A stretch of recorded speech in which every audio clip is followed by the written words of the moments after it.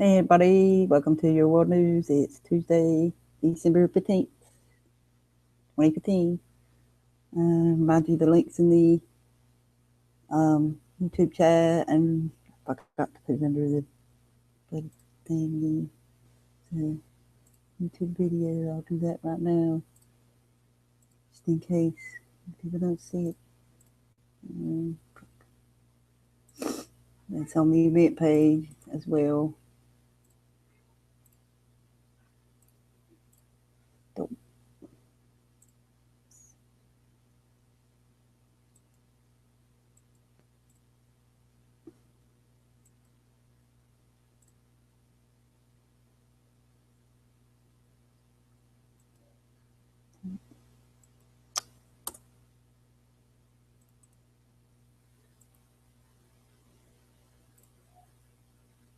Okay, it's there.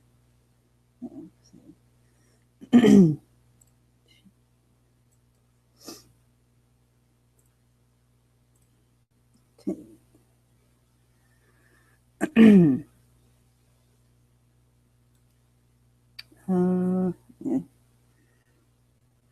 I have a little bit of news to share.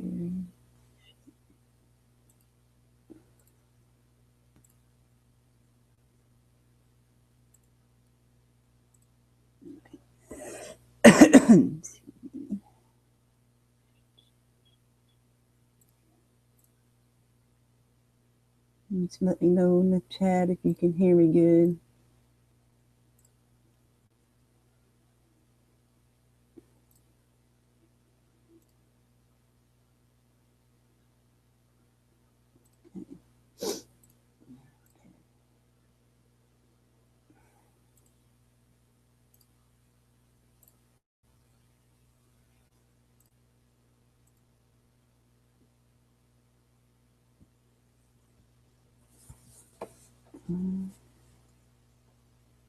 Nice slowly.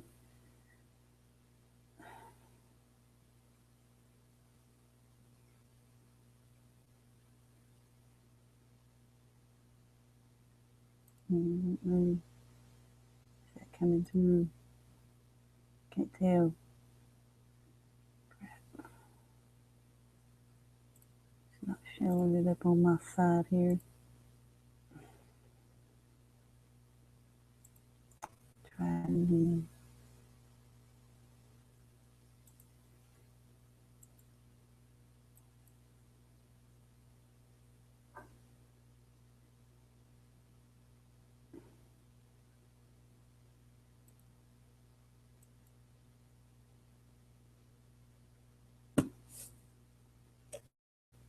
Okay, here we go.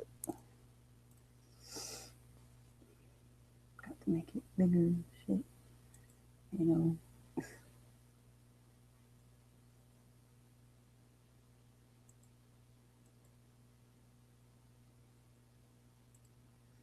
Duke Energy proposes 2 new solar facilities in North Carolina.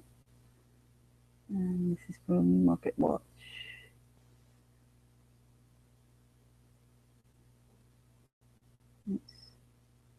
New projects in North Carolina that would increase the company's solar capacity in the state. 2 projects would have more than 75 megawatts, 60 megawatt facility near Monroe, NC, and a 15.4 megawatt facility in Mocksville, NC. 1 megawatt of large-scale solar is equivalent to about 200 residential rooftops, according to a news release. The proposal awaits approval from the NC Utilities Commission. Duke Energy would own and operate both facilities. Financial details were not released.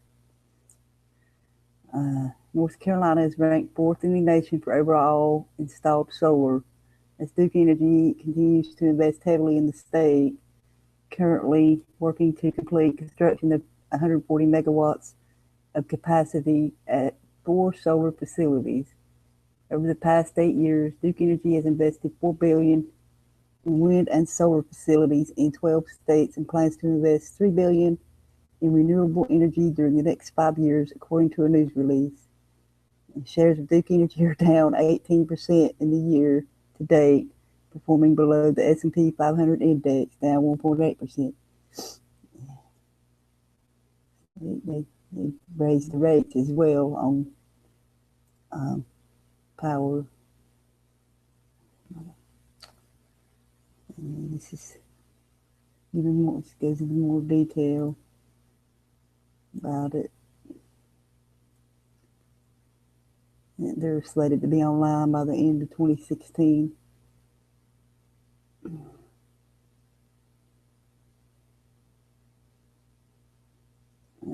It says they will continue to seize opportunities to both develop as well as purchase projects that enable them to deliver more renewable energy to their customers.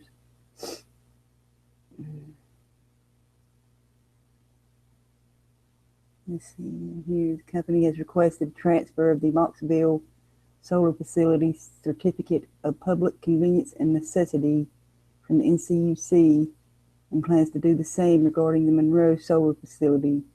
If approved, both projects will begin construction in March, with completion targeted for the end of 2016. Other solar facilities are in Bladen, Dublin, Onslow, and Wilson counties. Over the past 8 years, Duke Energy, through its regulated and commercial businesses, has invested more than $4 billion. I think I done said that in that other one. Sorry. More information can be found there at their website. And then we have North Carolina offering drone training classes.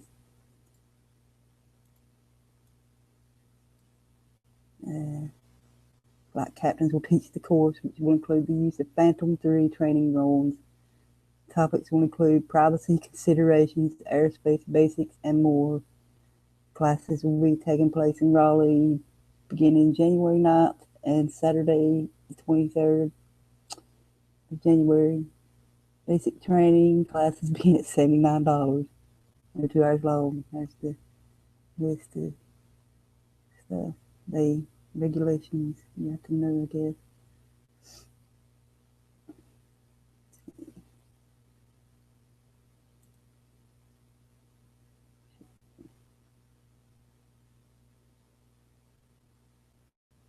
Hello to the chat.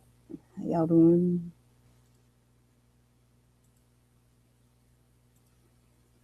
Tazzy, Gary, Debbie, Pencil.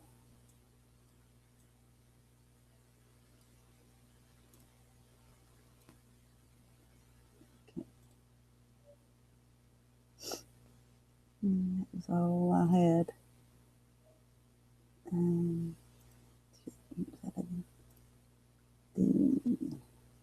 That's something else. I forgot to save the page. Shit.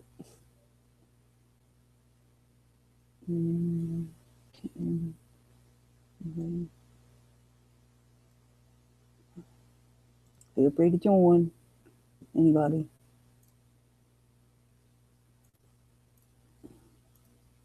The link is out.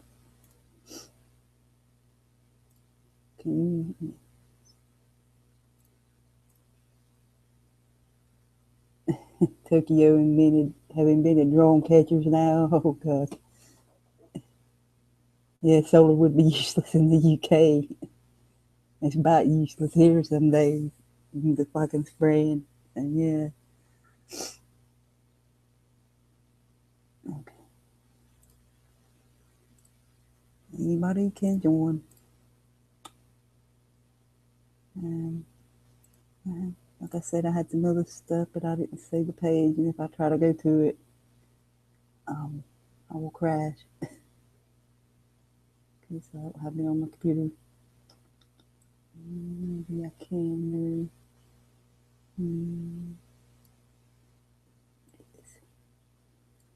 Maybe I won't crash.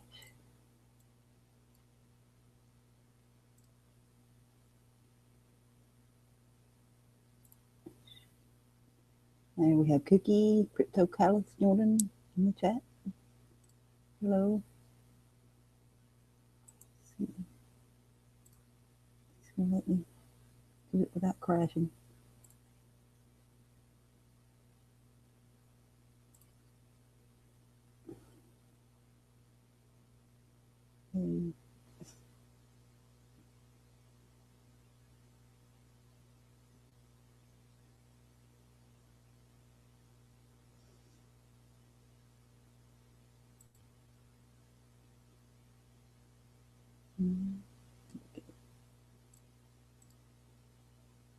Federal Reserve stands for historic decision on U.S. interest rates.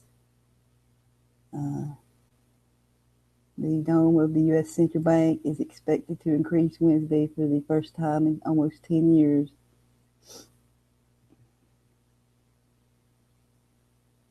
The rate in the U.S. The Fed move after years of unprecedented incentives, another step towards a normal monetary policy. In recent years, the Fed supported the U.S. economy with an unprecedented low interest rates and a substantial flow of new money. They can print however much fucking money they want anyway. So the interest already since the late 2008 to 0% to 0.25%. The Fed in 2006 was last carried out as an increase. I think that's what it means. Meanwhile, the world's largest economy, however, according to the central bankers, again, strong enough to stand on their own feet more, and it's time to raise interest rates. And symbolic value, the widely expected rate cut by the Fed is at first mainly of symbolic value. The increase is likely to remain limited to a 0.25% percentage point. The interest would derive at still always a low level of 0.25 to 0.5%. The direct effect of that step on the U.S. and global economy will be limited. The big question is particularly how fast the central bankers continue next year. I'm not going to read it all because there's two more paragraphs there. But if anybody wants to join, come on down. I'll leave links. And hello, Blazing in the chat. Yes, I've got a cold, Tassie. It's that time of year.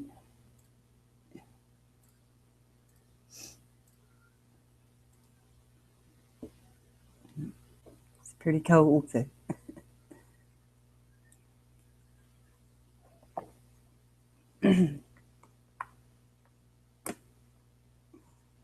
Anybody got a problem they need to find a solution to today?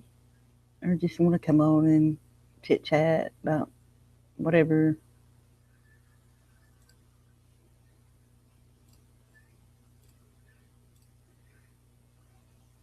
Open hangout here.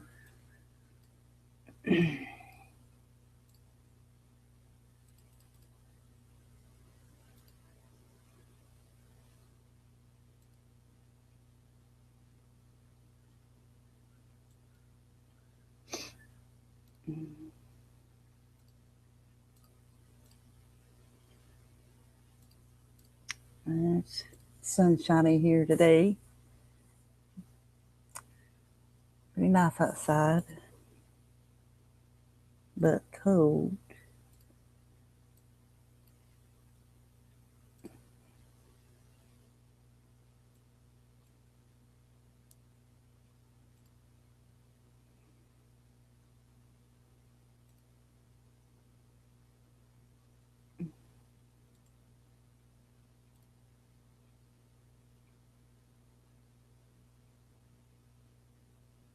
I wish. I wish I could help you, Tassie, unpack. I mean, pack.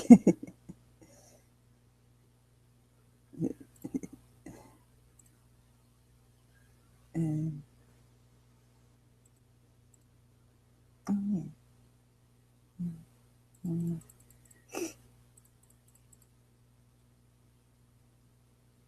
Oh, I was going to do this one yesterday. I forgot. It's a good one.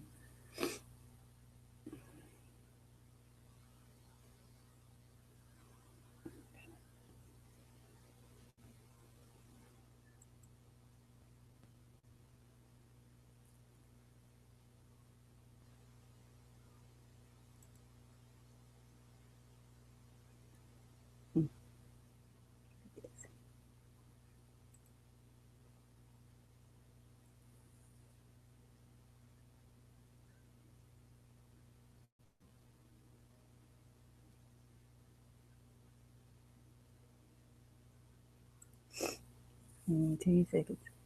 Long enough for this page to load.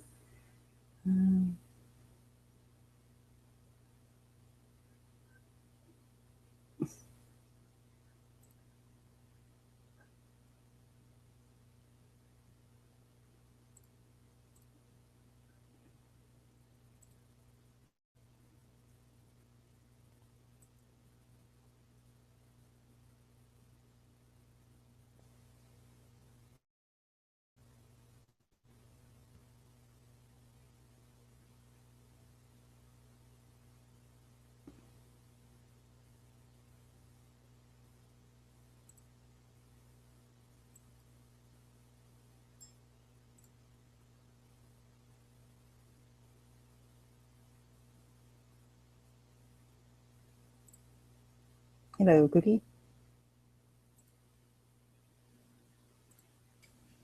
Hello, you alright? Yeah, I'm good. How are you? Getting there.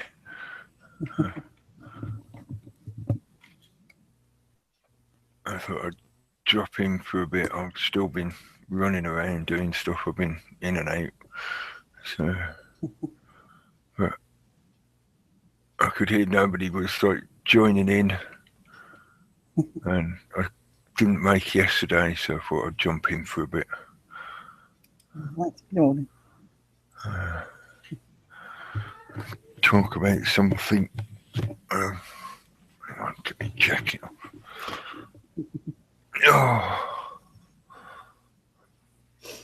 I haven't really looked at much news yet. I've seen the one Tony put up last night about the choir. I think I missed. In Canada, a choir that was supposedly to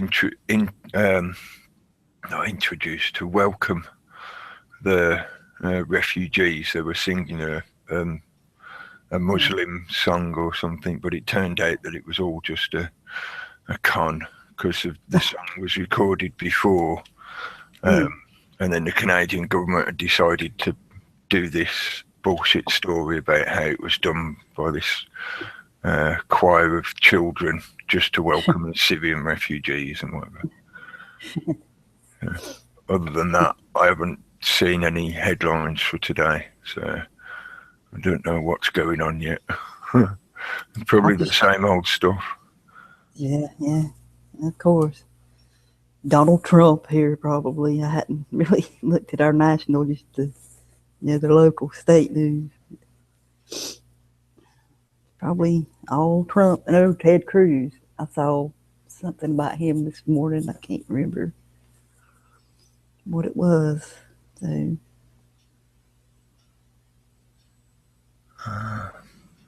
Can't think that I've heard anything from him for a while. He's been somewhat in the background, hasn't he? Yeah. He's a career politician, so it's not exactly like they go away. They just change jobs and disappear out of public view for a while. Yeah. Oh, yeah. They had that debate last night. That's right. So, yeah. And I thought as well, as the title, I noticed you did it yesterday as well with this one, Problems, Reactions, Solutions. Yeah. Sort of, I could do my usual rant about that. Go ahead. I don't want to rant too much about it. I ain't got the breath for it anyway at the moment. But to put it simply, and I know I've said this quite a few times before, there's lots and lots and lots of solutions out there. So what is it you're asking for when you say you want a solution to the problems? What is the problem? What is it you're asking for? And why is it this is a rhetorical question, I'm not directing it at you. And I know that a lot of the people that listen to us chatting, they already know a lot of this as well. So it's not really directed at them either. But it's a constant question that comes up again and again. Because of this kind of topic, the kind of information we talk about. But my question is why is it you want me to tell you solutions? The solutions are out there. I know they are because I've looked for myself. So why is it you want to hear me tell you these solutions? Oh, the whole purpose of it is to get people to come on. If they have a problem, try to help, solve it for them. Give them, put them in the right direction. Yeah, I think it's it works well with that problem reaction solution principle, doesn't it? Yeah. That's what the system constantly, not every time, but they use it regular on a continuous basis. That's what they do to us. If you don't have a problem, we'll make one for you, and then we'll offer you the solution so that you come begging us to help you. I think that forms a major crux of why we end up in this merry-go-round of people come to you and say, well, what are your solutions? It's sort of the classic argument of if you complain about the government, people say, oh, you think you know better. Well, what would you do then? How would you solve it then? It's a constant sort of sticking point. And I think it's got a lot more to do with people's, the individual psychology, rather than there being or not being a solution to whatever the problem is. Yeah, I know we could get pedantic and talk about how some things don't have a solution, some things do have a solution and stuff like that. And it just descends into minutiae, arguing over details and listing every individual problem and possible solution and stuff like that. And that in and of itself becomes a quagmire, because if take, for example, you start trying to write a list of all the problems there are in the world, would it be would you ever get to the end of that list? No. Yeah. Just like, yeah. I know it's improbable that it would be infinite. It's going to get to an end eventually, but it'd probably take you your entire lifetime to write the list. Yeah. And every time a new problem is created because there's something new happening that's not happened before, or a new piece of technology or something, then you've got to add that to the list as well. Yeah. It just goes on and on and on. So for me, it became more about, because I've done exactly the same in the past. A few years ago, I was doing the same kind of thing, looking for solutions and asking people, well, how do we fix this problem? What do we do about it? That kind of stuff.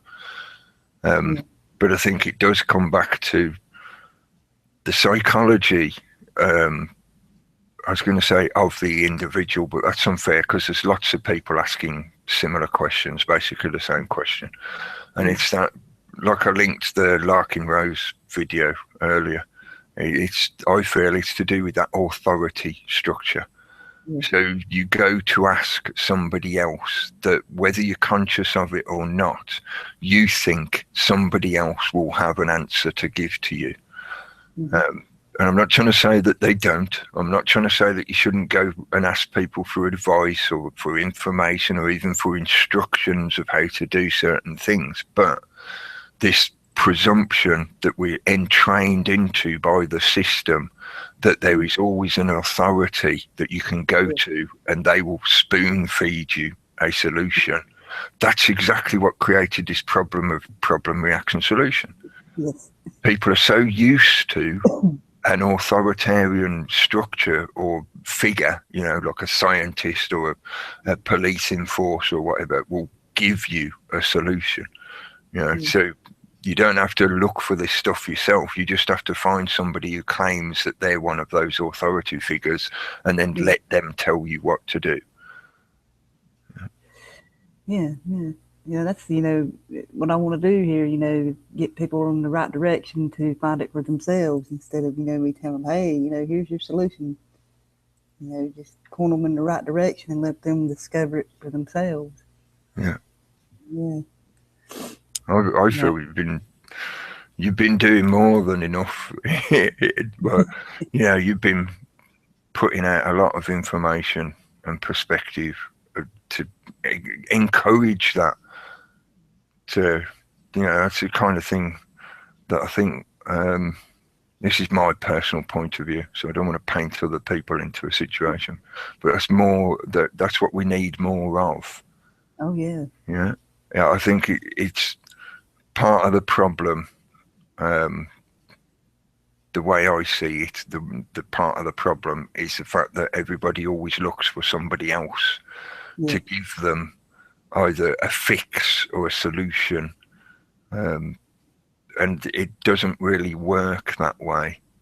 Again, I feel I've got to caveat that because there's so many people that will be pedantic about, like, oh, that means I can't take advice, I can't look at information. Or that's not what I'm saying.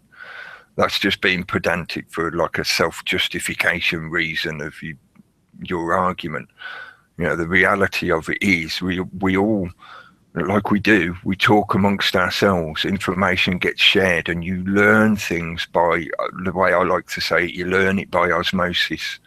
So somebody says to you, oh, I tried this and it worked really well, or in a health sense, so I use this herb, or I've been eating this particular food and it's worked really well for me in this case. You're like, oh, right, cool, yeah, I'll try that for myself. Somebody isn't coming up to you and saying, you must do this, then you must do this, then you must do this, because that's just the same as what the authority structure does. And I feel, and this is certainly true for myself, but from the general sort of the encounters I've had with people in this environment, a lot of the people who come to these kind of topics, this kind of information, feel the same way. One of the first things that stops them is they see that authority figure and they are distrustful of it for many reasons. Yeah, it could be from personal experience, or it could be from things they've learned about, like the big pharma industry deceptions, like you were talking about the Nurofen stuff the other night. Selling you the same shit but charging you more money because it's got a different name on the box. Stuff like that. So people have this distrust of those authority figures, which is good, because then it means you actually look for more genuine information, or you look for a provable value in the information or advice or perspective, whatever it is the person's trying to give to you. So you're a bit more thinking for yourself, conscientiously being aware and awake to, well, is this genuine information? Has it got some kind of value for me? Can it be a solution for the problem I'm looking at? Things like that. Like I said, I could rant about this kind of stuff for ages. I don't want to just rant at people again. I've been doing that a lot over the past few years. Well, it seems some people haven't gotten the message yet. So. Oh, that's certainly true. I know. Otherwise, we wouldn't still be here doing this, would we? And that's part of the reason why I am still here doing this. It's not because I'm waiting for somebody else to come and save me, like, the next Messiah figure to descend from the clouds and go, I will fix it all with my magic wand. I'm not waiting for that. I'm just waiting for there to be enough people realizing what's going on. Because I feel strongly that for some of the deep-rooted problems, the problems with this system that cause the majority of all the other problems that we often talk about, for those things to be addressed, you need a large number of people, if not everyone, because not everyone's going to get this kind of point of view, but you need the mass of people to turn around, sit down, put their tools down and say, no more, put their guns down and say, no more. Yes. And until that happens, everything else we attempt to do is just like trying to put a finger in the hole in the dike. Yep. Yeah? You're not fixing the dike, you're just plugging a leak for a while. It's great that we do that. It's great that loads of people are trying different things, like when people go and set up their own little communities and stuff like that, or people in their garden sheds inventing new devices that can save energy, or all this kind of stuff going on in the background out there, because it is going on, even though the mainstream media doesn't talk about it. That's because it's the mainstream media. They're trying to present you with a tunnel reality of what the world is and what's happening. But in reality, there are people out there doing all this different kind of stuff. And to me, that's the diverse, decentralized innovation and entrepreneurship that will actually create a new paradigm. It already is creating the new paradigm. Yes. But it's waiting for, I don't like to use the word waiting, because it sounds as if, you're like waiting for an end date of something, fixating on a particular date. But it's been part of that process of more and more people becoming aware of all this stuff and actually realizing that, oh yeah, there is alternatives, there are solutions. I can actually be implementing stuff for myself or taking part in a collective activity with other people that he's working towards, helping to enable, to build this new way of being, letting the old paradigm die off, basically. That's why I don't think the typical kind of catastrophic solution is the way to deal with it. I know, again, I've ranted a lot about this in the past, the classic kind of revolutionary process. Yeah. All it does is spin us round in a circle, 360. You put a new face on the throne, and then you spend the next 2 to 3 generations figuring out what the fuck you've done before you're back to the same position all over again. It's the same thing every time. It is. The only way to fight this system is to not fight it. I know it sounds like it's back to front. It sounds like an oxymoron, but I feel it's not. It's the reality of how you defeat this thing is let it starve to death. You don't have to fight it. You don't have to pummel your fists against it, because that's not going to work. All you do is exactly what they want you to do. You need to redirect all that energy in a more creative fashion, so you're actually creating the new environment that you want to be in. They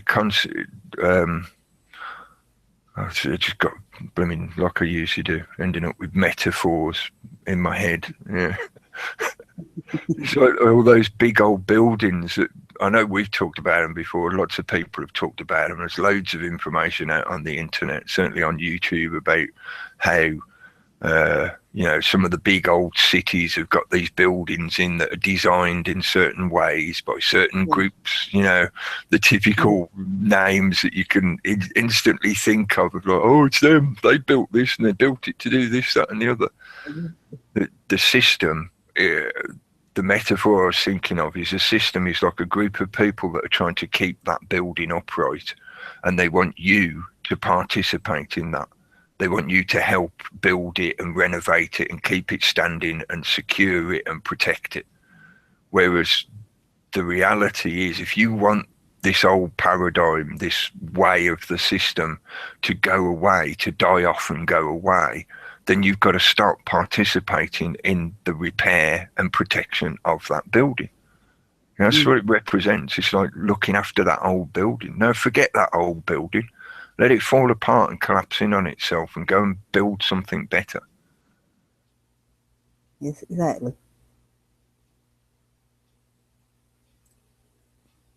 I haven't looked at the chat. It's probably people shouting at me. No. They said, Tony says it's, it's just usually when we end up talking about solutions, well, maybe this is just me, because I talk about it from this kind of point of view. People get frustrated with the, why aren't you telling me what to do? So I can't do that. I can talk about stuff. I can talk about things that are out there already that are in different ways that already are solutions to this, that, or the other problem.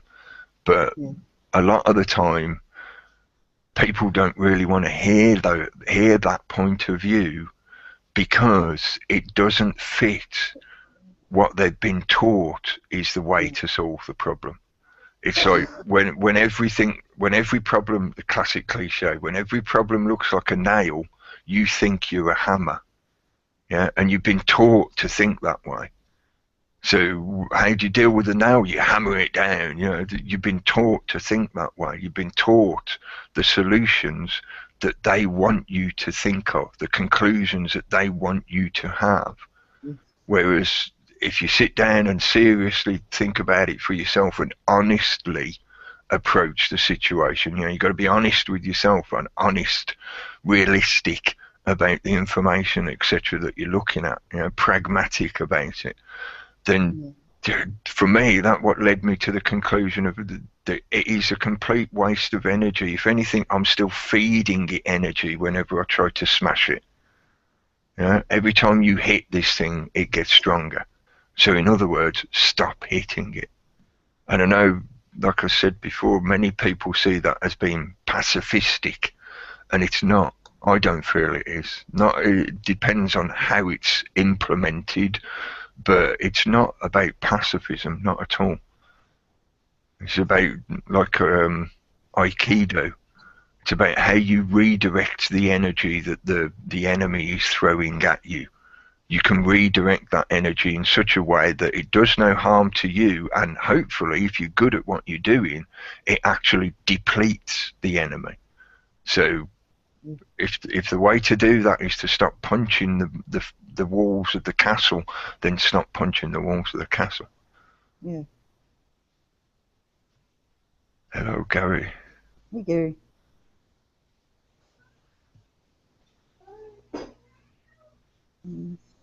Still muted here. Yeah, I had an idea today, yeah, which was, you see the front buildings, this is a church, yeah, which in the bloody camera, I can never work out which way to turn it. This is the front of a church, yeah. Now, if this camera will just hold on there and not fall over, you can see the things here, yeah. This, I was looking at this the other day on another website. This is most likely the triangle of which this is a square, yeah. I mean, there are lots of examples how these churches are made out like this. Now, you go somewhere like Trafalgar Square or any city you're living in or town where there's a big church like this, and you get a print of that, and then you take it home and you work out how they've got on that front of a church using the tree of life or whatever geometry, and you just make like a postcard with it laid out, looking very pretty, attach it to a regular postcard, and sell it for about £4 instead of £1 to the tourists. I mean, because once I saw the front of a church like that laid out, you know, in different coloured pens, just as a geometric drawing that would take you about 10 minutes. I was so amazed at seeing what had been there right in front of me all those years. Yeah, you know, if I was a tourist with money, I'd say, yeah, I'll have that for £4. Much better than the usual stuff they sell. So there's a solution if you need some money. You study something, you give some learning to somebody else, the person that buys that postcard, and yeah, make yourself a few quid. Mm-hmm. Cool. I mean, there's lots of little ways to make money. Gardens, all sorts. Oh, let me put this back. It's just the way I saw a giant face on the screen. But you're right, creative entrepreneurship. Yeah, I mean, and while at the same time, like you say, hopefully you're passing on some information to people. I mean, there's a story of Gurdjieff when he was in Armenia, and he needed to make some money. So what he did, he went out into the countryside, and he found a way of trapping sparrows or something like this, yeah, using a big net. And once he'd had them, he wouldn't kill them, but he'd put them in little cages. He'd dye them. And he got some food, some really bright coloured dyes, and he dyed them. And he started selling them to people as an import from America, calling them American canaries. Yeah, he'd clip their wings a little bit first, yeah, with a pair of scissors to make them a slightly different shape, and then just dye them a really bright colour. and sell them in the market to people. Yeah? Well, it's a bit of a con merchant, but again, you're making money for yourself, not for somebody else, for a specific purpose or whatever. When you know that your purpose is true, it's a lot easier to do things. And people keep looking for a way to pay all their debts with something. They want some machine that they can turn on to make money and then fall asleep, and it will still make money while they're asleep. It's about being awake with what you're doing, I think. Yeah. Doesn't that come back to the debt institutions? Because I think for a lot of people, the reason they feel that way is because they've got money worries. They're either in debt or they're short of financing to pay for whatever they need to pay for, food, bills, whatever. And then, of course, you've got the greed effect that's bred into people for this the benefit of this consumer system. They need people to be greedy so that they keep buying and consuming to fuel the economic cycle. So, change your perspective about what you value and what has value for you and potentially for others. And like you say, being creative, you can earn a living in that kind of manner. Yeah. Rather than constantly worrying about the magic money machine to print it out for you and playing the kind of wish game of things like the lotteries and stuff like that, or gambling. Oh, if only I was rich. Oh, if I play the game, I might be rich.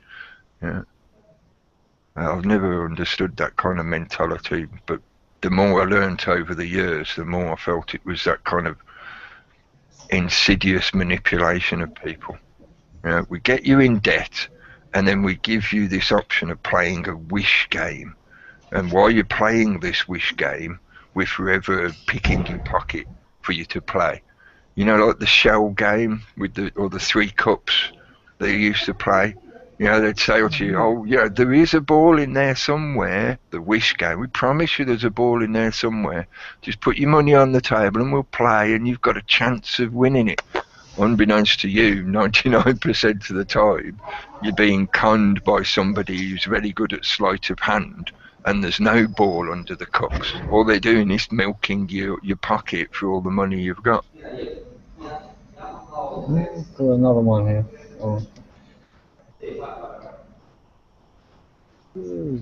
This one here, see? Something like that. Yeah. Yeah, there's plenty of these around, yeah. And there's better ones than that. You can actually see it here as well, just along here. If I can get close enough, there's there's about 4 or 5 different geometrical planes coming off of there. Yeah, a lot of them are simpler than that. You can see the triangles from the top as well. The triangles coming from the top. And here, this is where they join up. So something as simple as that, yeah, can make good money. I was listening to Kip's Hangout last night, and they were talking about electronic money coming in, and I realised that probably what they're going to be doing next is just they're not going to attack anybody. They're just going to squeeze us out with cards for buses and all these different things. So the more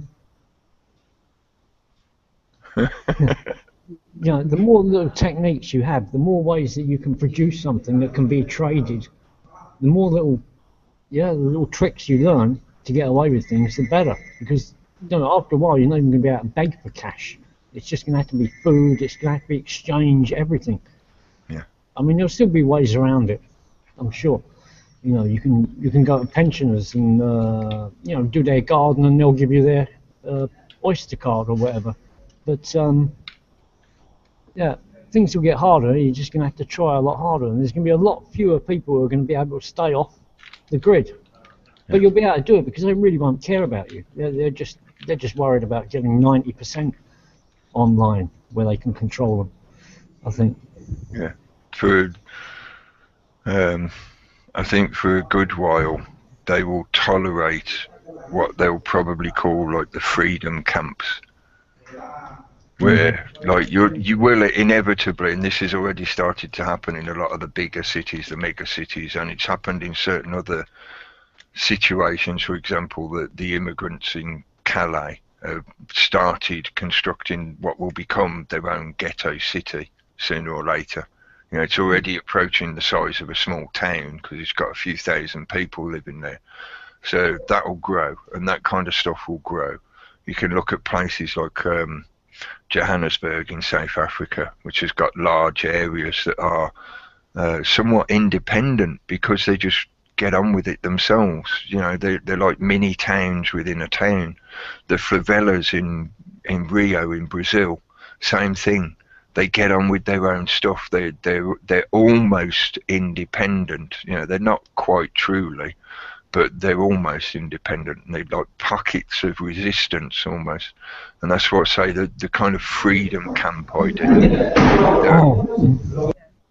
They'll tolerate it for a while, up to a point, and for a while they'll allow people to slowly be pushed out by this new electronic system, and they'll let you sort of filter out and gather into these areas where eventually there'll be a fence built around you in one way or another, whether it be physical or a virtual digital fence of some kind. It's one of the reasons why I stopped, for myself certainly, trying to pursue that, you know, running away to the hills and living on a commune, because I realised that it doesn't matter where you go on the planet, sooner or later this thing is going to wash up onto your doorstep. You know, it will, inevitably, because it's like a cancer, it won't stop growing. So whether you like it or not, you can't just ignore it, because it's never going to go away, it's just going to get bigger. The digital currency stuff, I feel, is absolutely tied into that, the whole mega city structure stuff. It's one of the reasons why I shout about Bitcoin and whatever, because although the idea of the peer-to-peer stuff is great, it relies on technology that you cannot produce for yourself. Very, very few people could. Yeah. So if that's the case, you're forever going to some kind of corporate structure to get the technology you need in the first place to do the exchange. That then allows a doorway for a gatekeeper, for a middleman, to manipulate what you are doing and monitor what you're doing. So in other words, in one way or another, the system, the state, will be able to step in to claim its pound of flesh or cut off your interactions. And I've looked at the stuff to do with Bitcoin. I've heard all the arguments about how it's so secure and independent and all this lot. And my questions are always the same. Mate, can you make a device that produces that Bitcoin and allows you to communicate with other people's devices? In other words, can you make a handheld gadget at home for yourself? No, you can't. So therefore, the power is still in the hand of the system. Yeah, I've been wondering whether people can use the old amateur radios to send internet signals to each other. But it would be very limited, I think. It would have to be sent in packets. Yeah. I mean, you couldn't sustain something like this. Yeah. Not at the moment, no. There'd need to be a lot more infrastructure. It can be done already, like the mesh networks and stuff like that. They're using mainly Wi-Fi technology, but you could set up similar a similar structure based on what would you call, like ham radio technology. Yeah. I know there are some people out there that have done that kind of thing, but as you say, it is limited reach, because you'd need a network of them in the same way as what the mobile phone companies have created to enable your mobile phone. And that, considering the monopoly of production and installation of that kind of infrastructure, that means it would be difficult. You'd need, you know, loads and loads of pirate radio stations, basically, that had the same setup and were close enough to each other to allow a linked system, a meshed system. Again, it's another solution that's out there, and it's been known about for years, and people have been playing with it for years, and I've mentioned it many times in the past, but people ask for solutions, and it's like, well, have you actually looked? You come and ask me for solutions, but have you actually looked? Because when I looked, I went, oh yeah, you could do this and you could do that, and there's people working on this, there's people working on, so therefore the solutions are out there. They're just waiting for enough people to take notice of them. Yeah. It's like standing in a hurricane and trying to shout a message to somebody on the other side of the eye of the hurricane. You can hope that your voice will carry round with the wind, but you just got to keep flapping your arms about until people take notice. Yeah, I was going to say there's a shanty town outside of Rome, and there's one outside of Lisbon as well. These places have been up for ages. I don't know what the. I think, to be honest, that they got too big, and they just can't put them down now without trouble. Yeah, like the favelas in Rio. Yeah. They've had to learn to merge them into the running of the city because they can't get rid of them. Yeah. I'm just wondering how many have got one, but we haven't been told. I mean, I knew there was one in Lisbon because I visited it 10, 15 years ago. And then I saw RT report about the one in Rome. So, yeah, there's another one in Calais. I mean, they don't tell us about these things, but... There was the tent city in Detroit, which it had grown to the size that it would have become the same kind of thing, because there was enough people there, and they'd got to a stage where just living in tents and stuff like that was becoming impractical. So people were actually starting to get on with building structures and things like that. And that was when the government started coming in, interfering, trying to push them out, basically, putting in legislation and this is the absolute hypocrisy of this, which to me should just prove to people what the hell is going on here. Doing things like putting in legislation to prevent even the churches from feeding the homeless. You can't go there and take food because it's encouraging them to gather there and all this shit. So they're already there. They're already there and they're already starving. So why can't we give them food? Oh no, you can't do that because that encourages them to gather in one place. The mentality of that, to me, should prove to people what the system is and how it operates. Human consequence doesn't matter to the system.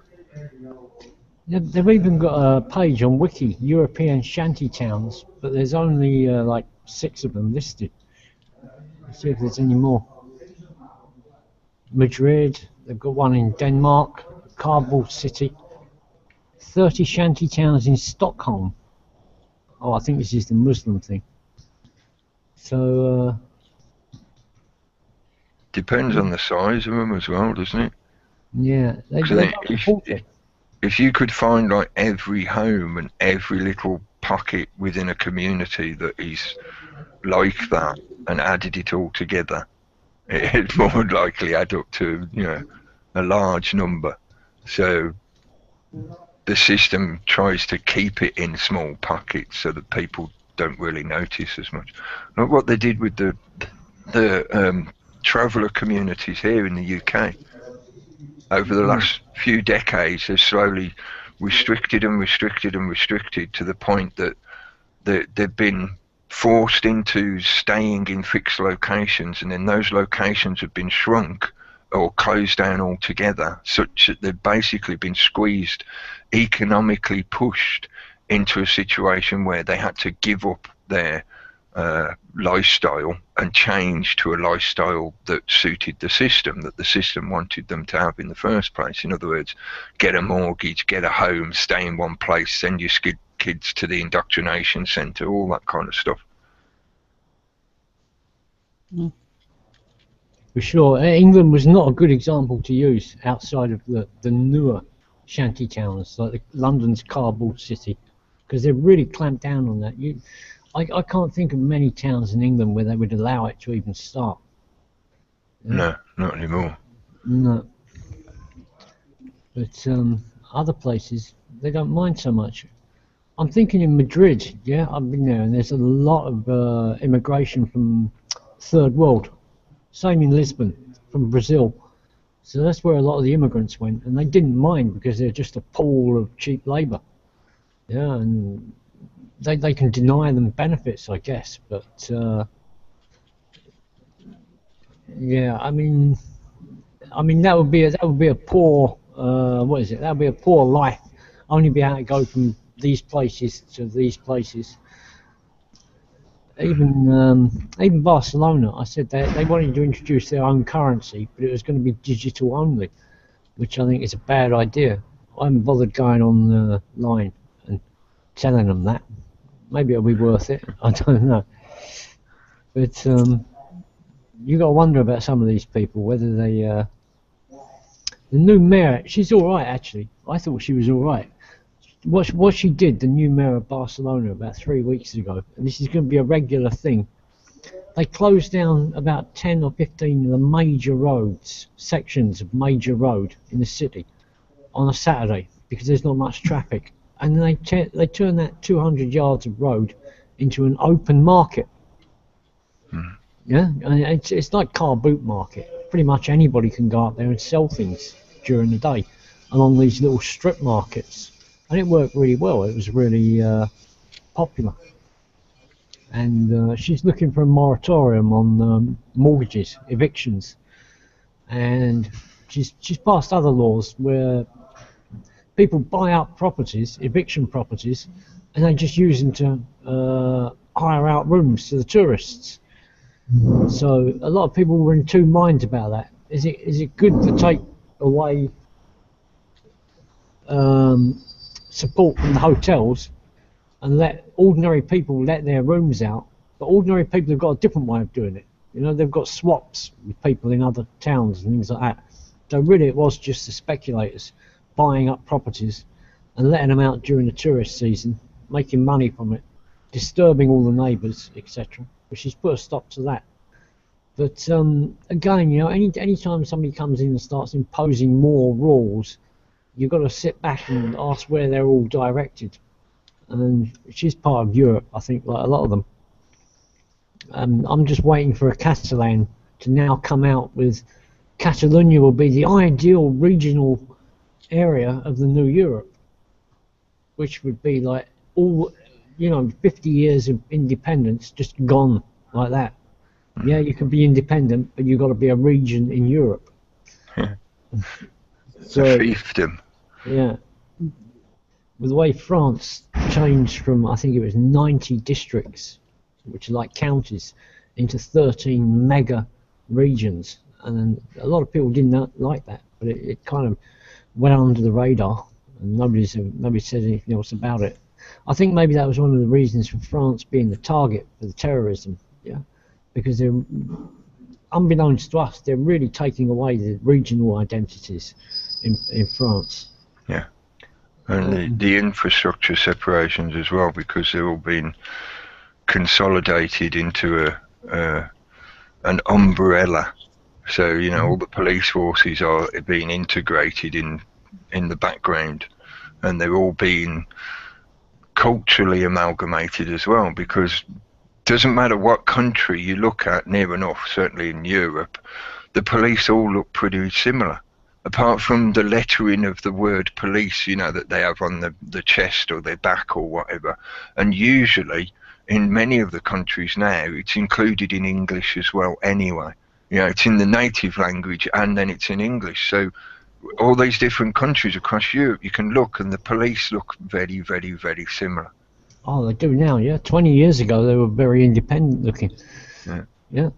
And the thing is, I mean, these people who are organising, they are stuck, they are locked looking backwards, because the two major problems for them appear to be American independence and French republicanism, which gave the French their own identity, a very strong sense of freedom within their republic. And so these are two of the things they're really fighting against, while at the same time blackmailing everybody with the possibility that Germany might be dangerous. Oh, it's Isn't the USA a republic? yeah, that's what I mean. Supposedly. Looking back historically, you've got the French Revolution and the American Revolution. Were supposed to be these two big flags of freedom for the world, and they're the two that now they're attacking the strongest by looking back in history and trying to turn history back. That's the way I see it. So Next step in the globalization agenda. So they need to turn that handle once more. They need to crank the handle again. So they need another revolution. And why is it they keep prodding and prodding and prodding? Yeah, it's because they want you to have another revolution.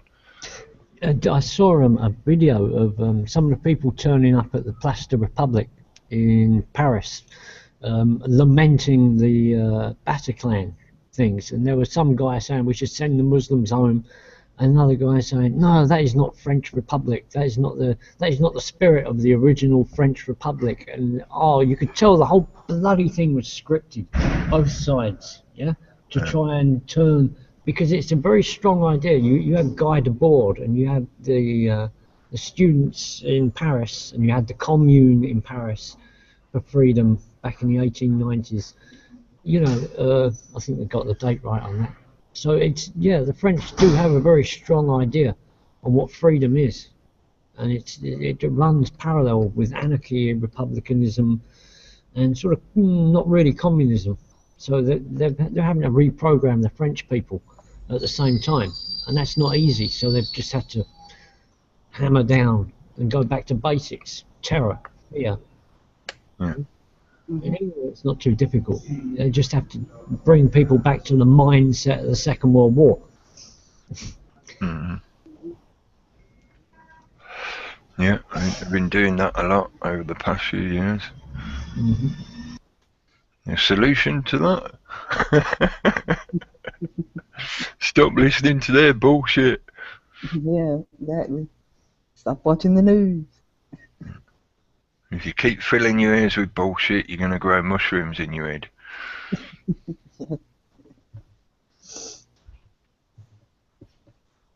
It is one of those constant topics, though, because it is still, it's the most relevant thing, really, isn't it? Look at the situation of what's going on in the world, you can see all the different problems, and of course people straight away think, well, how can we solve those problems? What is the solution to those problems? But most of the time, the way the system teaches us, the solutions, it plays into their hands. The solutions you first think of play into their hands. Not always, some people have that spark that they sort of see straight past it, but for the majority of us, the first ideas that come into our heads just plays into what they want us to do anyway, the problem reaction solution thing. So the answer to the problems is stop making them. Yeah. For me, it was that working my way through, running around down in rabbit holes ad nauseum, and sort of felt like I'd looked in every direction so many times and end up coming back to similar core principles. And that was what, for me, sort of ended up being, okay, forget trying to deal with the leaves of the problems, look at the root and where do these leaves sprout from. Trace that back down. What's the root of this? Well, I feel when it comes down to it, the majority of it is because of this hierarchical structure. Yeah. Once you have that hierarchical structure, it's unfortunate that people being people, some of them are going to try and dominate everybody else. So you end up with this fight to the top, and then once they get on top, they try to control everything. So it's inevitable that it goes the same way every fucking time. Fantastic example of that here in Spain. They've got the Catalan independence movement, which, although it'll probably be directed wrong, at the moment it looks pretty progressive. And last night they had the big debate between Rajoy, the Tory, centralised from Madrid, and the socialist guy, who is centralised in Madrid, and neither of these two want independence. And all the newspapers today, and one of the things they're talking about is, what do we do about the Catalan problem? Without actually asking a Catalan. You know, like it's these two guys in Madrid, they're the ones who are going to sort the problem. They're going to have the answer to the Catalan independence thing, without actually talking to any Catalans. And all the Catalan papers had seen right through this. Yeah, they're saying, what did they say? Anything of importance? The cartoons are saying, did they say anything important? No, nothing important there. Nothing important there. And the interesting thing is that you have the Podemos, who is like, who might turn out to be like Tsipras, the Greek Tsipras, who sold out. But these are the people who are stopping evictions and stopping austerity, and they're a national party, but they're not sure whether they're going to support the Catalans out or not, because of course, you know, why shouldn't they, really? I mean, the Catalans are really standing for, you know, freedom from state, freedom from austerity, so they ought to be supporting them. But, you know, like politicians, they're going to make as much money and time out of it as they can before they actually come out with a decision of what they're going to do. And then it'll be something that they can switch back from later if it doesn't work out. Yeah. Or they can milk it as they go, keep kicking the can down the road and profiting out of it while it's rolling. Yeah, that's what they're trying to do. But just the arrogance of Rajoy, like, it would have been like Corbyn and Cameron sitting there and saying, well, what are we going to do about Scotland's independence? Like, you know, ask two Englishmen. It was like that. Yeah, incredible. Just the arrogance of them. They don't even recognise that somebody else should have a voice. No, it all has to be controlled from the centre. Yeah. And incredible language as well. The way the Spanish language translates sometimes.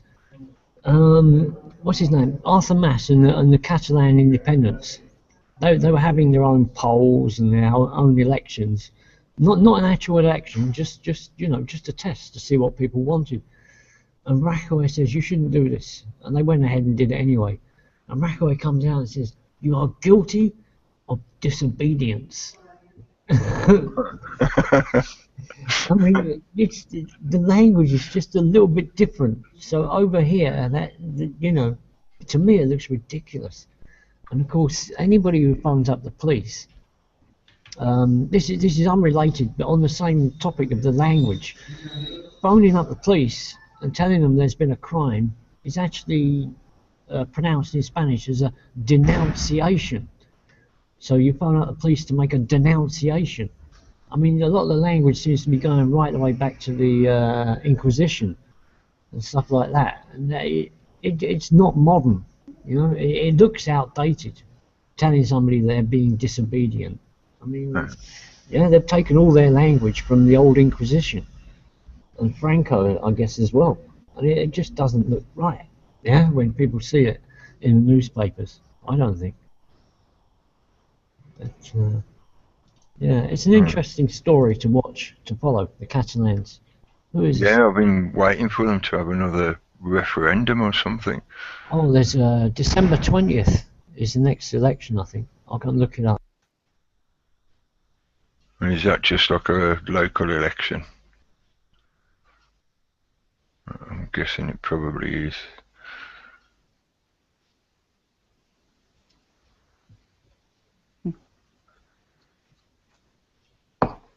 Hello, Ron. How are you doing? I'm good. I'm so tired. Like I wish I could sound more manly, but man, I've had my ass whipped by my leather studio this week. I mean, it's only Tuesday, and it's been, I think, 12 or 13 straight days, and then Friday I finish up. But man, just getting my ass whipped. I wish I wasn't one of these people that's like, oh yeah, it's handmade. Everything's handmade. Everything's got to be totally handmade. But everything that I do is totally handmade, and it's a fucking nightmare. So it's just that time of year. But I'm having my cup of tea and finally sat down at a time where I can catch and join the panel. Someone said Scottish independence earlier, and I came running back through from making my cup of tea. I was like, what? Something is what? So yeah, that was a freaking farce. That whole fucking shambles. Yeah, less I say on that, the better, really. I start sounding like some sort of Scottish extremist. Uh, I am very much a Scottish extremist when it comes to Scotland, and yes, I have some extreme views. Also, Bright77 that's out in the side chat there sounds like Bane from Batman, if anybody has ever watched his videos. It's fucking epic. Sound like Bane! So everyone should go and check that out and grab some sound bites, because honestly, it's epic. Especially when he's talking about the octagon within the triangle, within the Nazi symbol, within the hectagon symbol, within the Nazi pentagon. I am Bane. But yeah, so how are you? How are you? Hang on a second. I can't just. Cookie, how are you? I'm alright, mate. Coping. Not that well, but I'm still here. Yeah, man. That's the main thing. That's it, man. It's just the time of year, though. It's just like everyone's just walking around with a snotty nose, just exhaling poison across us all. No, I had a 1 day cold about a week ago now. Yeah, I woke up with you know when you've had a hangover and your tonsils feel swollen. Yeah. You get the same thing with a cold sometimes. And so like this was like the first hour of the cold. I'm sure of it, yeah. And I thought, fuck, great, straight to the supermarket, a litre of fresh orange juice, and it just lasted 1 day, and it was gone. Yeah, so maybe because I'm getting older and I'm immune to so many cold and virus flus, which everybody who's 50 or so should be. But I think it was a vitamin C as well. I just saw it off straight away. Yeah, too right, mate. Don't ever underestimate the power of the OJ. The orange juice. Makes me think, is that why they insist on older people having the flu jab? Because they know that your natural immune system by that age has become quite strong to resist that particular illness, so they're giving it to you constantly to keep debilitating you. I think it was Family Guy that summed that up the best, where they said that in order to get you to go into a spending frenzy at Christmas, they just give you a big flu jab full of crazy chemicals to make you spend your money. Because obviously they're not trying to fucking help you, right? People that think that it's because they help, that's the illusion. That's the illusion. But nah, in reality, it's probably I don't know. Like hang on one second. Like Gulf War syndrome. They inject you with a load of experimental sludge just to see what happens. Oh, yeah. Sorry about that. Yeah, I'm not a big believer in the vaccinations at all. So yeah.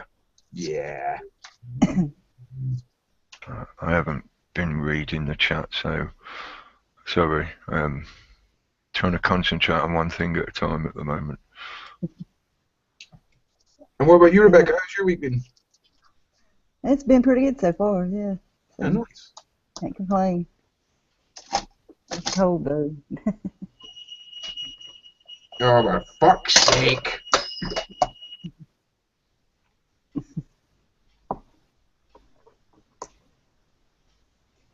Sounded like an alarm there. There we go. Sorry, yeah, that was the ISIS early warning signal. Somebody was trying to parachute out the sky, and the sentry guns took them out as they were just approaching the first level of the building. All that shit. So yeah, I've had no human contact today, so I do apologise. I'm probably not going to have the best conversation because my mind's been in making satchel mode, which is always interesting. Gotta love a satchel. Save the silk from the parachute. Yeah. Oh no, it's an evidence-free Gatling gun system where everything's just vaporized. There's no evidence that hits the ground whatsoever. Do they even still make parachutes out of silk? I've got no idea now. No, I think what they do is they get a bunch of people that apparently disappeared on a fucking flight somewhere from Malaysia and sellotape them round their troopers and throw them out the back of the plane, and it's the civilians that just disintegrate on impact, leaving the special forces unit in the center perfectly fine. Fuckers. But no, obviously I jest. But yeah, they make it's all ripstop cotton now, the parachutes, is it not? I don't know. Like I said, no idea anymore. I doubt it is silk because it would be too expensive, you know, because everything's cost efficient. So Oh yeah, your parachute's still it's still built by the cheapest bidder. Everyone, Yeah, just keep that in mind. that's reassuring. Yeah. Same with your airplanes. Same with airplanes. Same with car engines. Everything's built by the cheapest bidder. Always comes crashing back to my brain in realization every time I'm on like a fairground ride. And I'm like, really? I'm strapped to a track right now that was put together by a bunch of people who, probably spend most of their life living in a field. Do I really? Is this such a good idea? No, probably not. so you're not going to buy the New World Order cardboard armor? Well, no, I prefer to use marmalade armor. Like I'm a big Oh, believer in the power of the vitamin. Guaranteed to work once. Yeah, well, exactly. Plus, if you put the marmalade on your back and jump out of a building, you're guaranteed not to land face down. oh, what about the passport armor? Yeah. Passport armor. That's the way to go. Jesus. No, there's a couple of guys in my street that I don't like very much that will get duct taped to me, for one on the front, one on the back, and that'll be my armor. I'm going old school armor.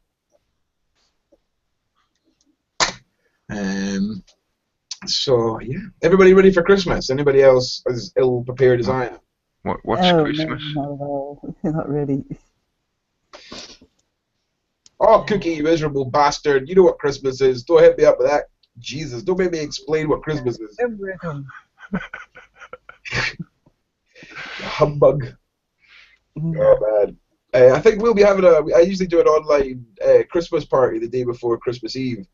You're all more than welcome if you want to come for a whiskey and a bit of a banter. I do believe somebody shot about 35 rounds from their pistol through their fucking floor last year in America, which was quite interesting. Yeah, there's a lot of guns goes off. Yeah. He lives in the middle of nowhere. Like it wasn't like the 7th floor of an apartment building with wafer floors.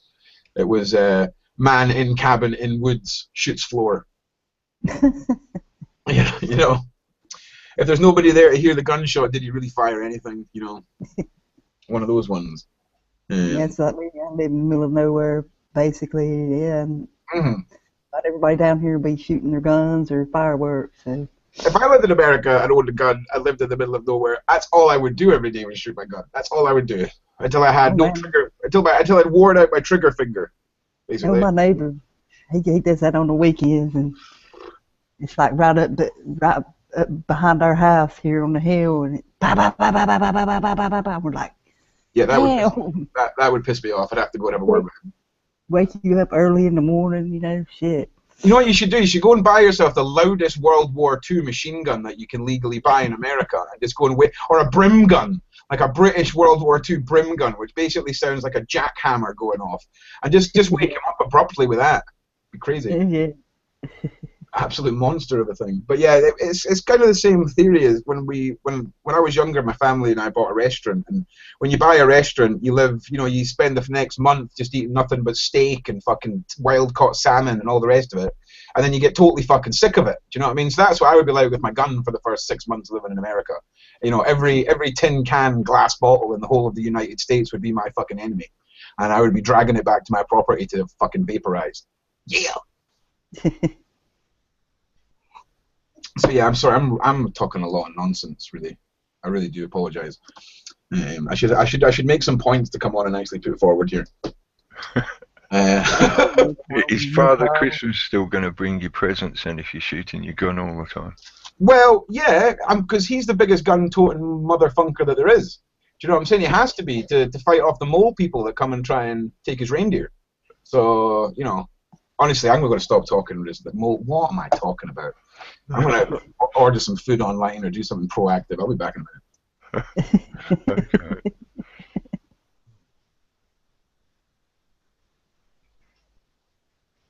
No, I don't think Father Christmas would be very happy trying to get down your chimney while you're shooting your gun everywhere.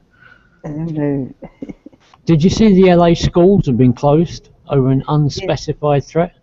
Yes, I saw that. Yes, I meant to look at that. I haven't looked at any of today's news yet. All of Los Angeles public schools The British astronaut has gone up into space. UK possessing a UK jihadi is guilty of possessing terror videos.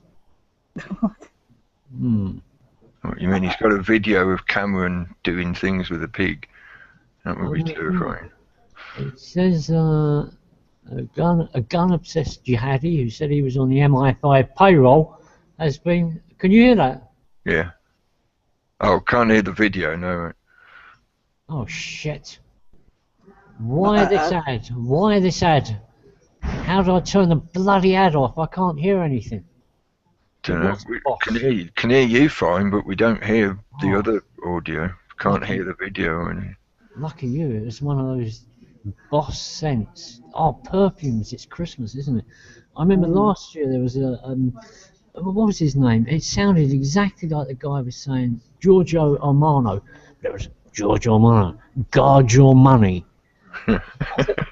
Guard your money? What the hell is he saying? It's Christmas, guard your money. Yeah, it was Giorgio Armano, guard your money.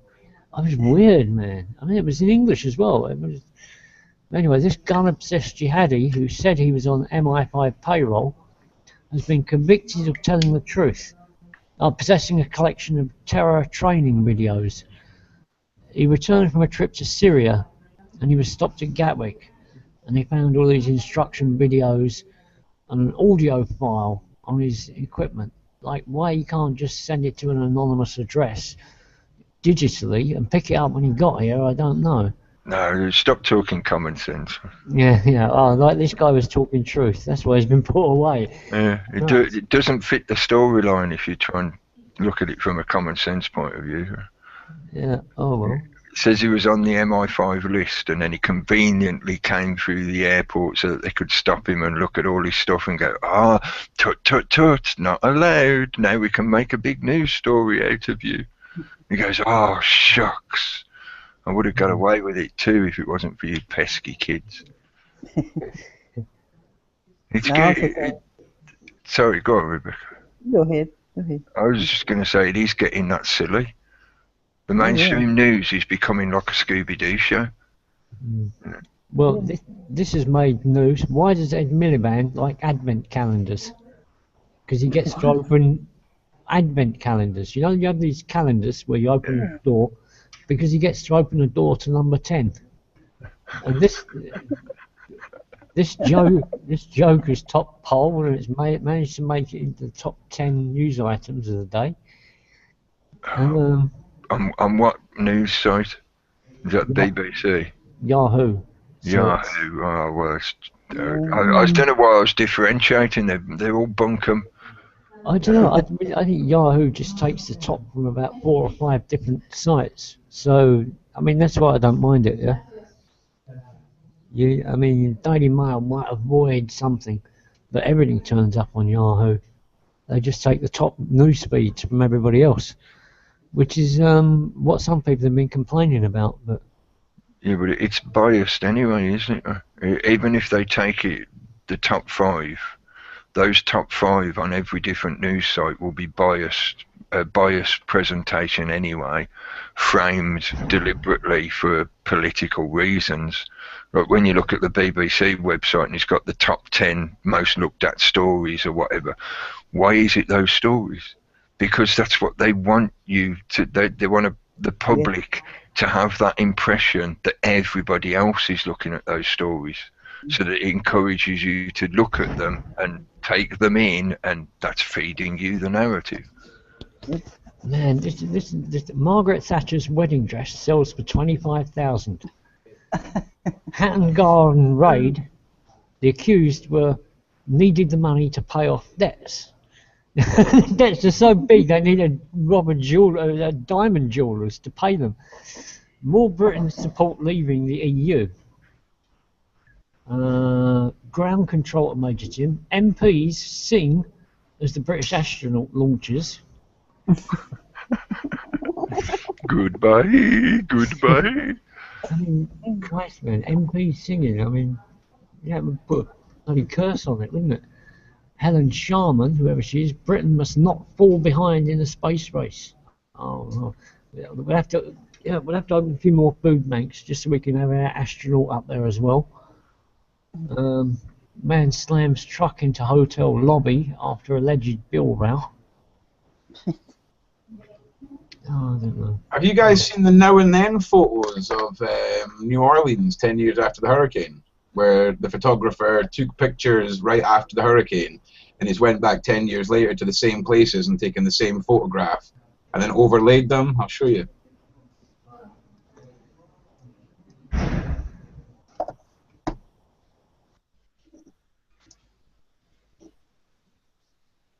How crazy is that shit? That's like that was all underwater. And that too. Oh, wow. Just really cool concept for a photo project, do you know what I mean? Oh, Has yeah. he got any pictures of inside the stadium? Look at that. Or when they were doing the gun confiscation? Yeah, I was saying what, and these were 6 months ago, after 10 George years. Bush's federal aid finally got through. Fucking hell. The Yeah, water went down. George Bush's federal aid just arrived last fucking week, did it not? Jesus! Useless fucking bastard he was in that fucking crisis. Absolute. How Not to Handle a Crisis. The book by George fucking Bush. Honestly. Useless. And do you know what? It's funny. We just had floodings in the UK. And the army were, once the national flood alarm went off and the water started coming in, the army were on the scene within 45 minutes, guarding property and guarding storefronts from any potential looting. Obviously, helping everybody out. But I mean, it was nothing like Katrina. Obviously, it was like a fucking someone peeing on a tree compared to Katrina.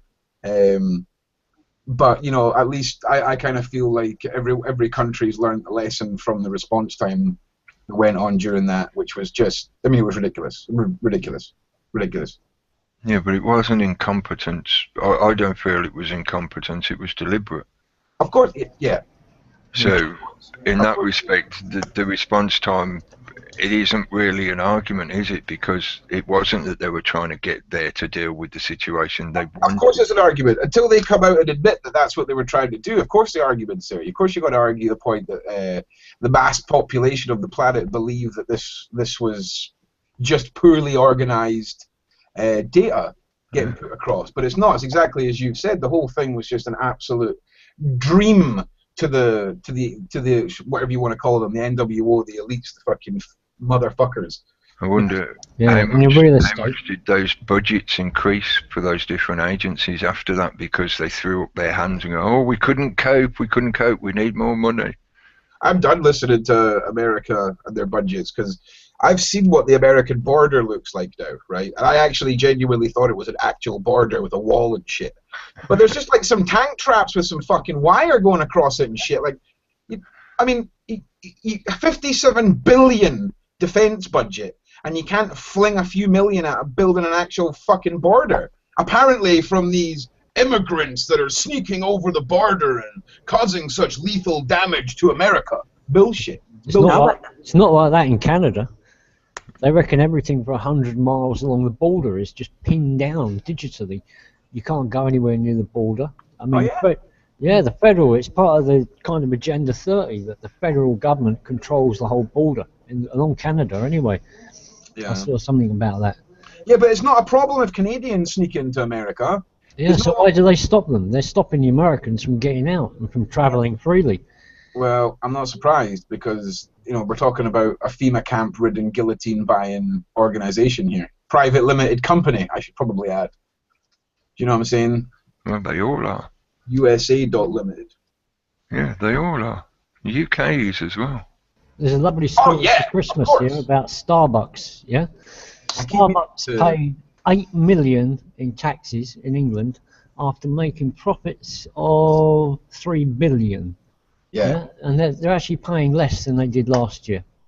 Yeah, but hey, that's a good old corporation, man. We can't be taxing. They've only 300 million, Gary.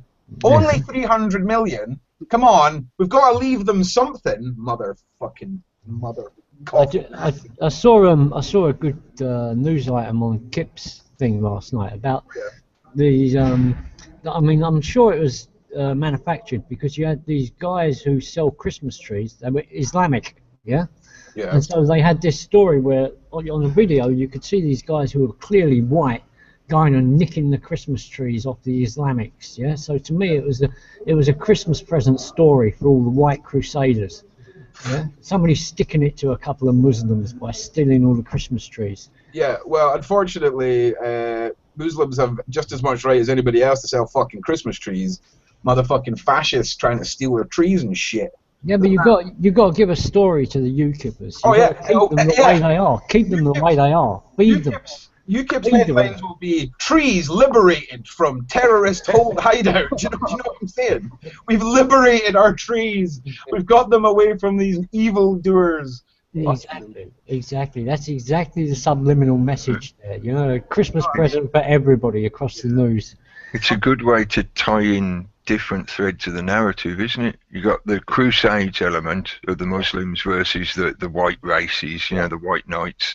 You got the Christmas element, yeah, and then you got the general crime on the streets element, yeah, and the surveillance state, yeah. That's all tied into one neat little Christmas package. But whatever you do, don't let the fear stop you from going out and spending freely this Christmas. Yeah. I tell you what, I don't know if you've noticed the PayPal adverts that have snuck their way onto British television, right? And we've had the lowest Christmas spend in the history of fucking spending, basically, this year, all in Edinburgh anyway. And you know, you just have to look at the advertising on the TV where people are walking down the street and there's a boyfriend and a girlfriend, and the boyfriend sees something in a window and the girlfriend's just standing outside the shop buying it on her phone. Do you know what I'm saying? From the cheapest place you can find it on the fucking internet. And that's just the way it goes now. And I just feel like a lot of these big corporations are going to fall into the same trap that Blockbuster did with regards to their business, what's the word I'm looking for? Business model. Thank you. Yes. Don't fucking moan at me that your shop's doing shit because you're selling stuff more expensive than I can get from fucking China, motherfucker! I don't mind waiting 3 weeks for it to come in the post and I'm saving 60%. It was about 3 years ago here in Catalonia in Barcelona that people overspent, and you could see the amount of packaging. It was burying the dumpsters on Boxing Day, and everybody felt a little bit guilty about that. And last year, or was it the year before, everybody was going out and they said, well, instead of buying loads of presents, we'll all have a really social Christmas, and people are getting blind drunk. But then last year they decided to actually do it the way they should do, which is going out with their families and having a nice time. And everybody had a really good Christmas without spending too much. So austerity the definition in the dictionary of austerity is people helping each other in hard times. And so, you know, in some respects, people do eventually learn the lessons. Meanwhile, the media... Just in case any of the Fortune 500 are listening to this conversation right now, right? The reason that I don't go into your fucking shops anymore is because your staff are retarded, okay? If I go in and ask how something works and no one in your shop knows how it fucking works, no sale! No sale! I remember I tried to buy a TV once. I went to 4 of the major branded TV shops, like fucking Curry's and all those places in the UK. None of them had a TV in stock. None. They all had them out on the shop floor. You could give them your money and they would give you nothing and promise to deliver it at some point. And I was like, this is fucking ridiculous. But then, you know, went to good old Argos. Good old fucking Argos, eh? I bet if an American came to the UK and tried to figure out what the fuck Argos was about, they would be like, what? I do what? I take a number and I what? I'm shopping at a catalog? What? It's crazy. It's crazy. Crazy. It's the only shop in the whole fucking world that does things backwards. They keep all the stock locked away from you so you can't see it. You got to go in and go through a catalog, and then you pick a number like you do in a deli, and you pay for your shit, and then it comes out on a fucking conveyor belt. It's crazy. It's crazy. It's crazy when you see it on paper. I can't even remember where I was going with that rant. Oh yeah. So make sure your staff know what the shit does, and then I'll maybe come and buy it from you. But yeah, you know. And also, if something's out of stock, right, and I ask if there's any in the back, and you don't go and fucking look, okay? Don't just tell me there's no more in the back. I want you to go and look, so then I know there's no more in the back, motherfuckers. Does my fucking head in. Stupid fucking staff. Christmas shopping is a nightmare with you. Yeah, fucking Christmas shopping. I was just about to say that. Don't go Christmas shopping then. No, no. I'm doing it all online. It's great. I don't even have to deal with anybody. If they fuck me off, I can give them a 1-star rating, and then they apologise profusely. Aha! That's how it should be done. I've got one here for Tony. He mentioned Donald Trump's golf course the other day. Well, Yeah.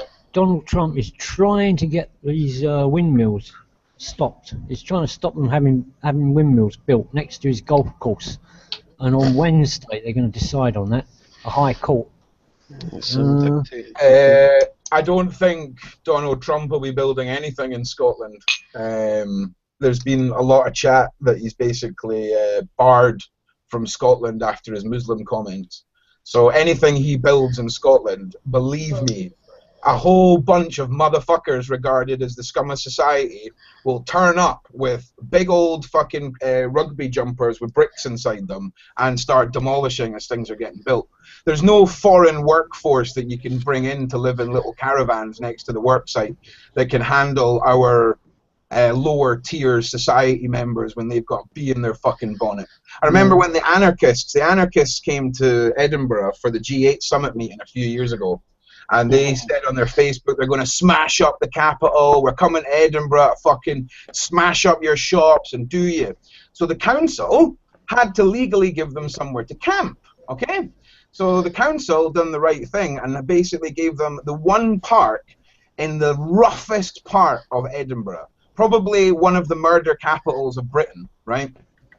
And they basically pitched up their tents. They all went to bed on the first night, and all the locals turned up with bricks and just started smashing. They just imagine a mob lynch mob turning up at a campsite, throwing bricks into tents. What the G8 hired them? Yeah, mate. All those anarchists knew what to do the next day, and they you know, none of them stayed the second night or the third night. Most of them went to hospital quickly with massive dents in their face and head. That's what Scotland does when people come and try and fuck with our country. Like, I'm not being funny. That's why Hadrian built a wall and decided just to leave us the fuck alone. Anyway, rant over. I do apologise. Oh, man, I keep going off on these fucking rants. How is everybody, man? Hello, Ted. You alright? Hello, it's Blunt here. I'm just How you doing, curious because I've been hearing people getting upset about problems, and yeah, pretty much everything the elite's doing is raping us. So I just think it should be pretty obvious by now. But does anyone maybe even thought for 1 second about damn solutions, or are we just gonna moan and bitch about how we're getting raped all day? Because Probably I'm just really gonna moan fed and up with this bitch. bullshit. Probably, I can tell you probably 1,000 more stories how fucked up shit is, and it won't. We're distracted by their fucking bullshit. Donald Trump is nothing more than a dumbass distraction, whether it's his fucking golf course or not. He will never become president, okay? It's a fucking distraction, man. yeah, he's been We're just along for the ride. We're just along for the ride. It's not a case of fucking what they do or what they don't do. Till we get ourselves sorted. Okay, so fuck Donald Trump. Is there anything? So we're constantly, when we think about the past, oh shit was fucked up. Then we think about the future, shit's gonna be fucked up. Nobody is talking about we're gonna do this and we're gonna fuck the elite, fuck the system. It was the system is fucking me, and then I post some shit about fuck the system, and all +1 share it, and then they go home bitching about getting fucked by the system. I'm not being funny, but I'm not trying to offend you or not attacking you, just in general, man. Last time opening your mouth with gas coming out and go and do some research into the people you're criticising, you'll find that I have the solution. It's just unfortunate that the solution involves an entire cyber attack based on every world government simultaneously to take over the nuclear power stations, to make sure the drones don't take off, there's no foot soldier revolution until we can stop the drones taking off, and there's no point in getting the nation on our side until they can pay attention, which basically means, hey, yes, yes. that's the Thank problem. you. That's the problem. So I agree with you, and just to be clear, I wasn't attacking you, or so just in general, you know, everywhere I fucking look, you know, it wasn't like you were on a rant. I don't know you, so, so maybe you were. I feel the same, brother. I say this to a lot of the American gun community channels, the militia channels as well. Like, you know, you're from a nation where at least you have the luxury of being able to arm yourselves prior to revolution, right? We have the same tech as your fucking government does. We've got the drones, we've got the crazy shit that no one knows about. You know what I'm saying? So, you know, the best thing I've got is a fucking crossbow. Do you know what I mean? But when you literally have to play out V for Vendetta, the movie, where everybody in the whole fucking country leaves at the same time and walks. There's not an army, a police force in the world, right? That if everyone in that nation just went out their house that morning, picked up a stick and started marching, nobody. You'd have to start. The bombs would have to start being dropped, and that's where the drones come in. Doesn't matter how you could have 10,000 militia and fucking 40 of the big drones, the ones that you know you're only going to find out about if you've served in Iraq or Afghanistan. The big fucking drones. None of this little. No, I understand, man. I understand. Yeah, man. Sorry. Yeah. So yeah. No problem. And it's such a big issue because you try and explain it to people about, oh well, did you know the news media is all bullshit? Oh, did you know this is all bullshit? Everything is bullshit. We are living. It's easier to remind people that you care and they ought to remember to care through, instead of talking to them or trying to talk to people in the street, graffiti. Because graffiti talks quietly to people. Yeah, I have to say I do it occasionally because the message. Look, what I don't understand is why isn't everybody just bombarding the fucking newspapers about showing the facts about ISIS or something? This is something because. Apparently they won't attack the how do you call it, the mainstream media. They won't hack Fox again for some damn reason, you know. So why don't we at least put it in the fucking newspapers or something? Because the problem is the problem that we've got there is again is the mass illusion that we have free media. Okay, they're not going to publish anything that's going to basically bring down the people that sign their checks. This is a major problem, man, and it's the media in our country for sure is 100. Which country are you from? I'm from Holland, by the way, man. It's a nightmare, and we live in a society where whistleblowers can bring the evidence out of a fucking office, show it to the whole world, and the whole world still goes, "Bah, nah, come on, I've got more important shit to worry about, like fucking, you know." And a whistleblower gets to jail. Right? Yes. They don't understand how much this affects every single minute of your life. They don't. And look, try explaining to to people that even a boss is a fucking Luciferian. You know, they won't understand. You know, they think Putin is a good guy. Look, it's driving me insane. It's not as bad as people think. I mean, you go on a Yahoo and that. Like 18 months ago, I was the only person on there. I'd say ISIS are controlled by the CIA. Only been 10, 15 people attacking me. Now I don't even have to bother because I go onto a Yahoo thing about ISIS and half the people on there are telling me it's funded by the CIA and Israel. You don't have to fucking. That's how many people are awake now. I'll give you an onion link to the fucking documentation from the CIA. That spread. It has spread. It has spread that news. Yeah, ISIS started up all by themselves, right? And men in caves flew planes into the Twin Towers, and everything we're talking about is just a conspiracy theory. No!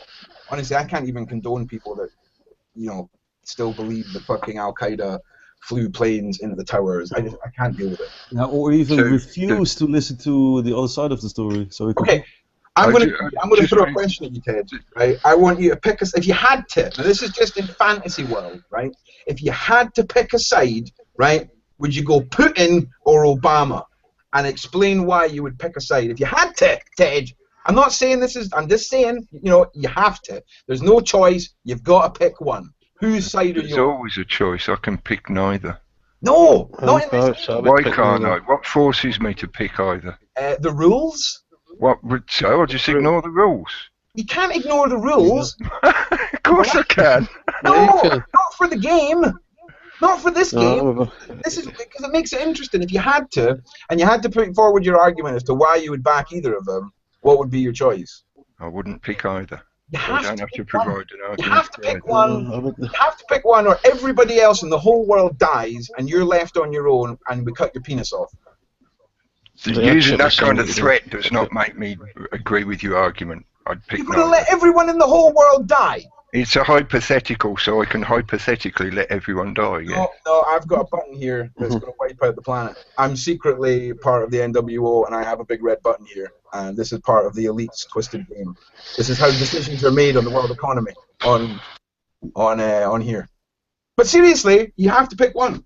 And if you can't get your head around it enough, and you don't want to answer, that's fair dues. But it's all just a bit of fun, It's hypothetical. It's hypothetical. Nobody wants to play. You can always vote blank, because I'm not gonna vote for any fucking asshole in my life again. Even we had the referendum about the euro here. We got the euro. Everybody voted no. About 65% or something. It was a massive no.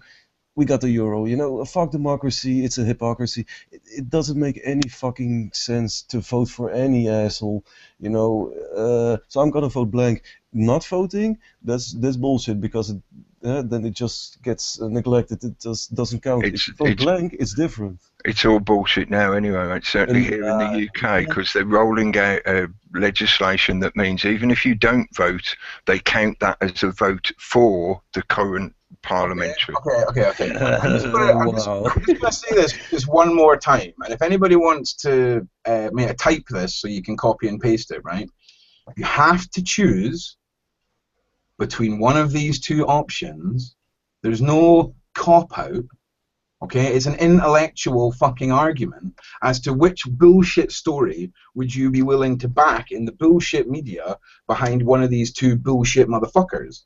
Like, which bullshit story is more in line with, if you had to pick a bullshit story? If you had to pick one, Obama or Putin, who would you back? If you fucking had to. I don't fucking like either of them either. I'm not some fucking retard that thinks either of these two motherfuckers are good. What's the point of the question then? Well, because both of them have got fairly extremely different views. We've got one country that claims it's doing one thing and does nothing. We've got another country that claims it's doing nothing and is doing way too fucking much. And I think it's an interesting point with the contrasts of them, especially with regards to what you believe via the fucking bullshit media. It's okay if you can't get your head around it. It's fine. It's not a matter of getting my head around it, mate. It's a pointless question. You want me to choose bullshit or bullshit? Yes, exactly. Thank you. You're finally seeing the point here. Yes. Wow. Tough fucking crowd, man. Tough fucking crowd. Jesus. I'm sorry. I don't know if one of those things, right? If anyone's ever pulled you up on. I think you're grossly mistaking intellectual fucking, putting forward an intellectual argument as something that is not here. So voting blank, fair dues. But I was really just trying to have a bit of trying to see if you had, like I say, I've explained it, but motherfucker. It's like the saying, if voting made a difference, it wouldn't be legal. Oh yeah, voting makes no fucking difference. As to Obama and Putin, my money on the wrestling match would be on Putin. I mean, he's done wrestling when he was in Spetsnaz. Yeah, well, yeah. I do realize he judos was 15 years old. Right? The guy is a major asshole, man. This is he's one of the most corrupt motherfuckers on the planet. And people jump up his ass. I cannot get. It's amazing how frustrated I get from this. I see his face and I already get irritated. And people are like, "Oh, he dropped some supposedly bombs on ISIS, and he filed some lawsuits against the Rothschilds while he's still a Jew and working for the Zionist pieces of fucking shit." And so and I look at his face and I get irritated already. And Putin is a good guy. Are you fucking insane? We're the free ones. Blunt, we're the free people. We're the ones who are in the position to ride Putin's train just as long as it suits us, and then we jump off. So if If his you're in that position is illusion, you're attacking gonna out, jump in. I'm sorry, I'm gonna be really cocky here. If you're in the illusion of that fucking dictator jumping on his train and he's gonna allow you to jump Get off off, it yeah. without broken legs, then you're fucking insane, man. Really. no, Ted, we can Ted, use his propaganda. We Ted, I'm can gonna, use I'm his gonna go and propaganda. shout at the BBC guys. put in, Take care. Thanks for the chat. Thanks for joining, Piggy. Thanks, Rebecca. yeah, no, Putin. Of course, Putin will let you off the train. You can get off the train anytime you like, but he speeds up when you want to get off the train. So jump at your own fucking will. Is anyone want to go to the BBC? How about you, Beck? What's the time is it? See Is what's that on the Kim's news. chat? Yeah. Daz is. Days. I'll shoot over there here shortly. I don't know if I've got a link to that. I'm going to shoot over if I can find it. Yeah. If you can stick a link to the YouTube, that'd be super cool because I don't know if I'm subbed. Your world news. But also, Ted, fucking, I'll type in the side chat, like, sub me and I'll sub you back, because we need to have more panels where we argue points and shit, because fucking right. You've used word like Satanist and fucking Zionist and Jew. It's always good. It's always good. I like to get as many different conversations going as I can. And I don't argue with people, it's just healthy debate, just so you know. I can disagree with you, okay, but we can still be fucking friends, okay? Jesus. There you go. But, yeah. Thanks, Beck. Oh, no problem. Nice. I will catch you all later. I guess I'll end the broadcast. No probs. Thanks for joining. Cheers. I'll see you in tomorrow. Cheers, everybody. Peace and love, and help each other. Bye.